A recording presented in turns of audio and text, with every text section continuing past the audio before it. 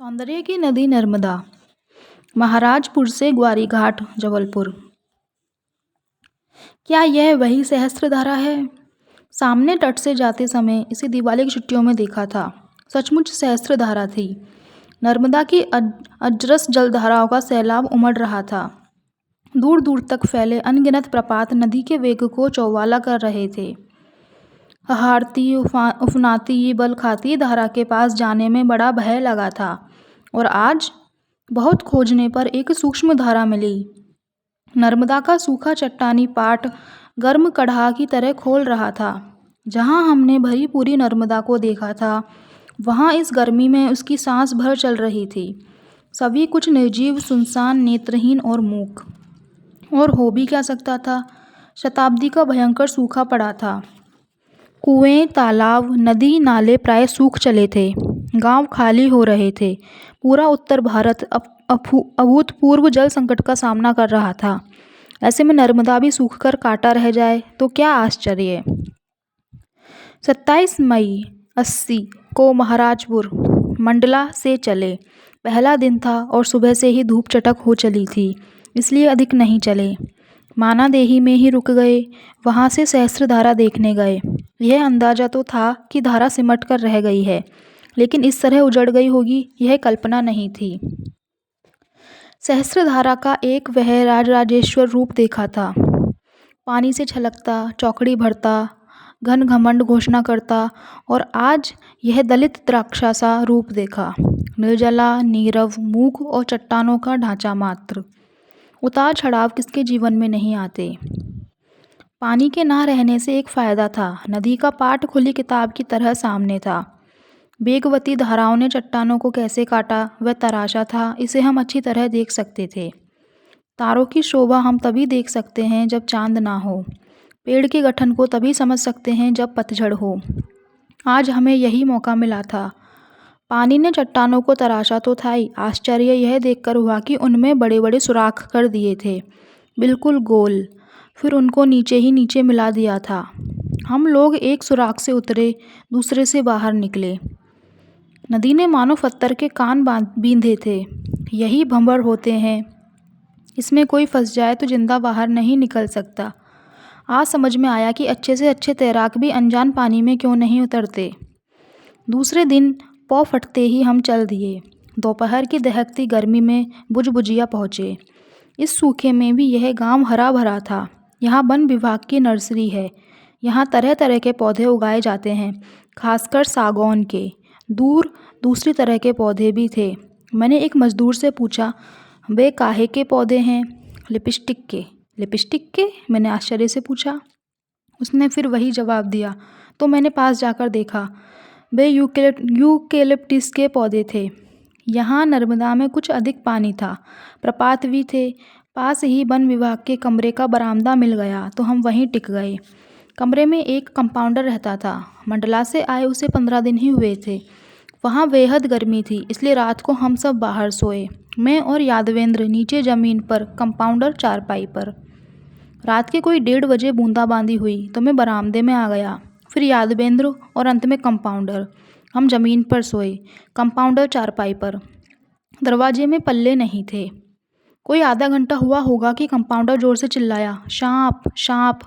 हम लोग भी हड़बड़ाकर उठ बैठे। मेरे पास टॉर्च थी, तुरंत जलाई। वह कहने लगा, सांप था मेरी वहाँ पर। मुझे ठंडा ठंडा लगा तो हड़बड़ाकर उठ बैठा। वह बुरी तरह डर गया था, अटक अटक कर बोल रहा था। डर तो हम भी गए थे। टॉर्च और लालटेन की सहायता से कोने कोने की तलाशी ली, लेकिन सांप कहीं नहीं था। मैंने कहा, तुम्हें भ्रम हुआ है, सांप कहीं नहीं है। फिर तुम तो चारपाई पे सोए थे, सांप उस पर कैसे चढ़ेगा? सांप ही था, मैंने उसे अपनी आंखों से देखा।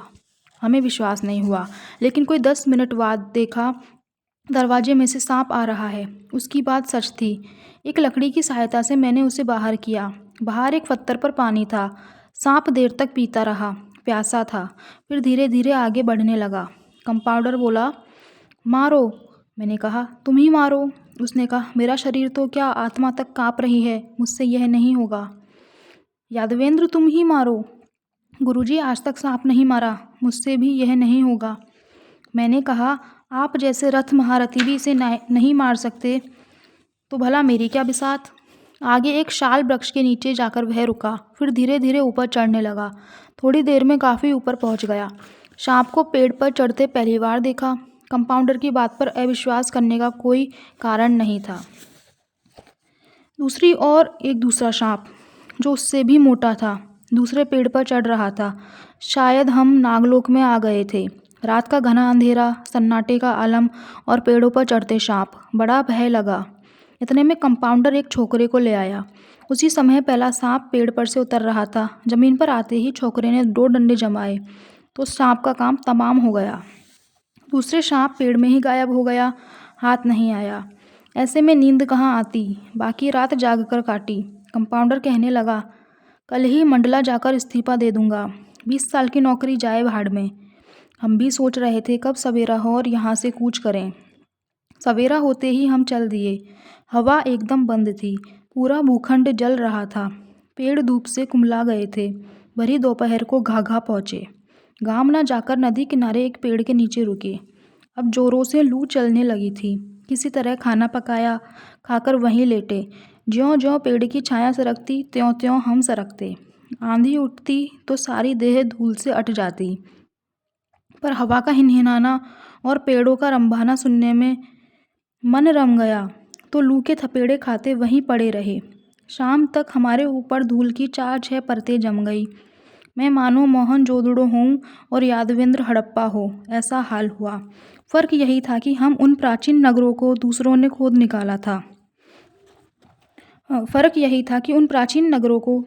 खोद निकाला था। जबकि हम स्वयं उठ खड़े हुए और चलते बने।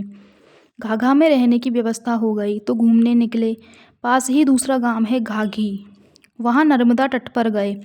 नदी की धारा उस तट पर थी, इसलिए सूखे रेतीले पाट को पार कर सामने तट पर गए। वहाँ जाकर चकित रह गए। वहाँ कोई धारा ही नहीं थी। आंखों को विश्वास नहीं हुआ, लेकिन पानी नहीं था तो नहीं था। नर्मदा की धारा टूट गई थी। पिछले साल भी गर्मी में चले थे, लेकिन ऐसा कहीं नहीं देखा था।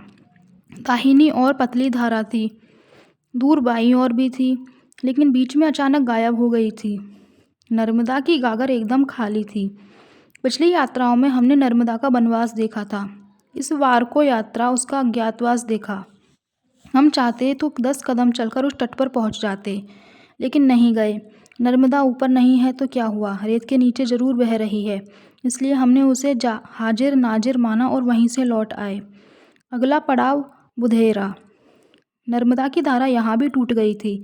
बुधेरा से झुरकी। झुरकी के पटेल बड़े विनोद प्रिय थे। हम लोगों का स्वागत करते हुए किसी से कहा, आप लोगों के लिए यही प्रागैतिहासिक शरबत ले आओ। शरबत आया, बड़ा ही स्वादिष्ट था। कहने लगे, यह आंवला, पुदीना आदि से बना है, इसलिए इसे प्रागैतिहासिक शरबत कहता हूँ। मैंने देखा इस विनोद प्रिय आदमी को भी विषाद की काली छाया ने ग्रस लिया है। पास ही बरगी में नर्मदा पर एक विशाल बांध बन रहा है। उनका यह गांव और आसपास के कई गांव उस बांध की डूब में आ जाएंगे। तब वे कहाँ जाएंगे, क्या करेंगे, यही चिंता उन्हें सता रही थी। दरअसल बेघर होने की यह चिंता उनकी ही नहीं, सारे इलाके की थी। पद्मी घाट में एक अच्छा आश्रम है। रात वहाँ रहे। भोर होते ही चल दिए। पेड़ ऐसे काले दिख रहे थे मानो झुलसे हुए हों। शाम को बखारी पहुँचे। गांव के पटेल के यहाँ रहने को तो मिल गया, लेकिन पानी मांगा तो उसने रस्सी बाल्टी थमा दी और कुआं बता दिया। पानी लेने गए तो रस्सी मुश्किल से बीच कुएं तक पहुँची। पानी पाताल को चला गया था। पास की झोपड़ी का एक ग्रामीण हमारी परेशानी समझ गया। अपनी रस्सी ले आया, दोनों को जोड़ा, तब पानी निकाला। गांव के इसी एक कुएं में पानी था, बाकी सब सूख चुके थे। यहाँ से छिंदवाहा नर्मदा के संग संग चले। रोटो पहुंचकर एक वन रक्षक की झोपड़ी में डेरा डाला। वह यहाँ के पेड़ कटवा रहा था। यह इलाका बांध में डूब जाए, इससे पहले पेड़ों को कटवा लेना जरूरी था। सुबह नदी में से चले। दिन बेहद गर्म था और हवा ने अपने पंख समेट लिए थे। दोपहर को एक बहुत से मजदूर स्त्री पुरुष एक पेड़ के नीचे आराम कर रहे थे। पास ही राहत कार्य में सड़क बन रही थी। इसी में सब लगे थे। कुछ सो रहे थे, कुछ गा रहे थे। उनका अधेड़ उम्र का मुखिया मौज में आकर नाच रहा था। इनके गीतों ने मन मोह लिया तो गोपी टोला में इन्हीं में से एक के घर रात ठहर गए। रात को वे और भी गीत सुनाएंगे और नाचेंगे। यादवेंद्र भोजन बनाने की तैयारी करने लगा तो हमारे मजदूर यजमान ने मना कर दिया। आपका भोजन हमारे यहाँ होगा। यह आदमी जिसे हमने 4 रुपये रोज पर जेठ की तपती दोपहरिया में हाड़ तोड़ मेहनत करते देखा था, कहता है कि भोजन आप हमारे यहाँ करेंगे। भाई मजदूर, मैं ज़रूर तुम्हारी रोटी खाऊंगा। महाभारत के नेबले की तरह इससे शायद मेरा शरीर सोने का हो जाए। देर रात तक लोकगीत व लोक नृत्य का आनंद लेते रहे। सुबह बीजासन के लिए चल दिए। रात को यहाँ भी नृत्य देखने को मिले। दिन भर कड़ी मेहनत करने के बाद और रूखा सूखा खाने के बाद भी ये लोग जीवन का रस लेना जानते हैं। दूसरे दिन खुश्क पहाड़ियों से होते हुए पायली पहुँचे। पायली में जिनके यहाँ ठहरे थे वे विदुर थे। मैंने पूछा, आपने दोबारा शादी क्यों नहीं की? उन्होंने कहा, मेरे बच्चे छोटे थे। मैंने सोचा दोबारा शादी करूँगा तो ये बच्चे माँ से तो गए, बाप से भी जाएंगे, इसलिए नहीं की। अब तो बच्चे बड़े हो गए हैं, बड़े बेटे की बहू भी आ गई है। शाम को नर्मदा तट गए। 25 बरस पहले यहाँ आया था। तब यहाँ कैसा घना जंगल था, विशाल वृक्षों से लिपटी सुदीर्घ लताएं मुझे आज भी याद थीं, पर अब कुछ भी नहीं बचा था। इंसान की कुल्हाड़ी ने सर्वनाश कर डाला था। बड़े सवेरे बर्गी कॉलोनी के लिए चल दिए। मेरी चाल अपने आप तेज हो गई। उन दिनों मेरा बड़ा लड़का शरद वहाँ रहता था। चंड सूर्य के प्रचंड ताप में उसके द्वार पर खड़े होकर कहा, भिक्षाम देहि। यहाँ नर्मदा पर एक विशाल बांध बन रहा है। शाम को उसे देखने गए। हजारों मजदूरों और सैकड़ों यंत्रों से यह स्थान जीवंत हो उठा है। बांध की दीवार बहुत कुछ बन चुकी थी। एक सीढ़ी से अंदर उतरे तो मैं चकित रह गया। बांध की ठोस नजर आती दीवार में इस छोर से उस छोर तक बिजली की रोशनी से जगमगाती सुरंग थी। देख रेख के लिए बड़े बड़े बांध में ऐसी सुरंग रहती है। यह तभी जाना जब यह बांध बन जाएगा तो यहाँ का नक्शा ही बदल जाएगा। यहाँ एक विशाल झील बनेगी। मैं सोचने लगा, इस झील का नाम क्या होना चाहिए? याद आया, कभी यहाँ एक स्त्री रहती थी। एक दिन उसने सुना राम आ रहे हैं। स्वागत के लिए उसके पास बेर के सिवा और था ही क्या। राम आए तो चख चख कर मीठे बेर देती रही। प्रेम में बिहल शबरी को इस बात का ध्यान ही ना रहा कि वह राम को झूठे बेर खिला रही है। सोचा, इस प्रदेश की उस सरला आदिवासी नारी की याद में इस झील का नाम शबरी झील रखा जाए तो क्या ही अच्छा हो। शबरी के बेर, सुदामा के चावल, विदुर की भाजी, क्या इनका कोई मोल हो सकता है? महत्व इस बात का नहीं कि हम क्या दे रहे हैं, महत्व इस बात का है कि हम जो दे रहे हैं उसमें अपना हृदय उड़ेल रहे हैं या नहीं। यहाँ से पारा पास ही है, पर गांव की गलियाँ बहा गईं तो रात यहीं रह गए। भिनसारे चल दिए। आगे टेमर संगम पड़ा। टेम किस ठसके के साथ नर्मदा से मिल रही थी। इस सूखे में भी उसमें पानी था। संगम में देर तक स्नान करते रहे। तभी आकाश में बादल घिर आए, बूंदाबांदी होने लगी। मैं बहुत खुश हुआ। सोचा, आज त्रिवेणी संगम हुआ। 2 धाराएं पहले से थी, तीसरी ऊपर से आ मिली। जब से बर्गी कॉलोनी से चले हैं तब से एक नया दृश्य बराबर देखने को मिल रहा है। बारूद से चट्टानें तोड़ी जा रही हैं, बड़ी बड़ी नहरें खोदी जा रही है। बांध के बन जाने पर ये नहरें खुशहाली की सौगात लाएंगी। सारा इलाका धन धान्य से लहलहा उठेगा। लेकिन परकम्मा वासियों का क्या होगा? नदी के दोनों ओर जब इन नहरों का जाल दूर दूर तक फैल जाएगा और उनमें नर्मदा का जल प्रवाहित होगा, तब परकम्मा वासी भारी धर्म संकट में पड़ जाएंगे। इन नहरों को लांघा जाए या नहीं? नहरों को लांघना नर्मदा लांघने जैसा होगा। नहीं लांघने पर इतना बड़ा चक्कर लगाना पड़ेगा कि फिर वह नर्मदा परिक्रमा ही नहीं रहेगी। तब क्या किया जाए? मेरा विचार है कि जब नर्मदा का स्वरूप बदलेगा तब नर्मदा परिक्रमा का नियमों का स्वरूप भी बदलेगा। नहर नदी की दूसरी पीढ़ी हुई, छोटी नहरें तीसरी पीढ़ी। परकम्मा वासी का दायित्व नदी के प्रति है, उसकी दूसरी तीसरी पीढ़ी के प्रति नहीं। इसलिए इन नहरों को लांघने में कोई दोष नहीं। रात खमरिया में रहे। यहाँ से सड़क मिल गई। दोपहर को ग्वारी घाट जबलपुर आ गए। इस बार की यात्रा पूरी हुई। यात्रा का शुभारंभ इसी ग्वारी घाट से हुआ था। उस तट से गए थे, इस तट से लौटे। लौटते समय सामने तट के गांवों को देखते ही पूर्व स्मृति के तार झंझना उठते। जिनके यहाँ ठहरे थे उनकी याद आ जाती। खबर भिजवा देते तो मिलने आ जाते। पाठा के शिक्षक, सहजपुरी के सन्यासी, छेवलिया का तुलाराम, कोटवार। सभी बड़े प्रेम से आए थे। तुलाराम तो स्त्री बच्ची को लेकर आया था। सभी हमारे लिए सीधा लाए थे। तो उस तट के पाठा, सहजपुरी, छेवलिया, बरहैया खेड़ा और इस तट के घाघी, झुरकी, बखारी, रोटो, पायली, तुम्हें जुहार। अब तो तुम थोड़े ही दिनों के मेहमान हो ना। नर्मदा के लुभावने किनारों, तुम्हें भी अलविदा।